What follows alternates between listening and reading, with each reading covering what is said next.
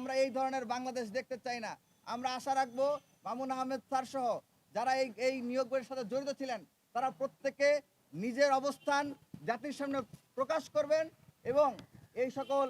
ফেসিবাদের দোসরদেরকে কেন নিয়োগ দিলেন সেই জবাবদিহিতা জাতির সামনে স্পষ্ট করবেন এবং এই ফেসিবাদের দোসরদের বিরুদ্ধে ব্যবস্থা গ্রহণ করবেন। যদি তিনি সেটি করতে ব্যর্থ হন তাহলে জুলাই শহীদদের রক্তের প্রতি আমাদের যে ঋণ রয়েছে সেই ঋণ শোধ করার তাগিদে হলেও ঢাকা বিশ্ববিদ্যালয়কে ফেসিবাদের দোষর মুক্ত করার তাগিদে মামুন আহমেদ স্যার সহ যারা যারা এটার সাথে জড়িত আছেন তাদের প্রত্যেকের বিরুদ্ধে আমাদের কঠোর আন্দোলন গড়ে তুলতে বাধ্য হতে হবে। প্রিয় বন্ধুগণ, আমরা মনে করি যদি জুলাই সনদ বাস্তবায়ন হয় তাহলে কোনো প্রকার চাকরিতে কোনো ধরনের নিয়োগে আর কোনো বৈষম্যের সুযোগ থাকবে না এবং নিয়োগ প্রক্রিয়া স্বচ্ছতার মাধ্যমে ন্যায় ইনসাফের মাধ্যমে মেধার ভিত্তিতে নিয়োগ দেওয়া সম্ভব হবে।